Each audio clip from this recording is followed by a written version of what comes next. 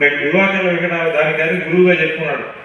సినారే గారి వద్ద మొట్టమొదటి పిహెచ్డి చేసింది ఆచార్య ముదిగొండ శివప్రసాద్, చారిత్రక నవలా చక్రవర్తి.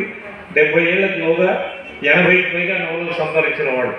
ఆ విధంగా సాహితీ లోకంలో ఒక మహాముద్ర, జ్ఞానపీఠ వృత్తిని రాలే మరి అద్భుతమైన గీత రవళిని అందించాడు. కేవలం సినిమా పాటలే కాదు సినారే అంటే, దానికి ఒక సమప్రవాహంగా కావ్య రచనలు కూడా చేశాడు. విశ్వంభర, అనేక రచనలు, ఆంధ్రజ్యోతి, ఆంధ్రప్రభ అన్నింటిలో కూడా ఆయన కవితలు వస్తూనే ఉండేవి. మరి మంచు పొరలు ఎన్ని కమ్ముకున్నా మహాపర్వతానికి ఒడుగు పుట్టదు, ఎన్ని కుయుక్తులు చెలరేగినా విద్వత్తు భయం పుట్టదు, ఎన్ని ప్రతికూల పైశాచిక శక్తులు ఎదురు దెబ్బలు కొట్టినా ప్రతిభకు దూసుకుపోవడమే తప్ప తిరుగుముఖం పడడం తెలియదు అని ఒక పాజిటివ్ టచ్ ఆఫ్ కవిత ఆధునిక శైలిలో అందించిన కవివరేణి ఆయన.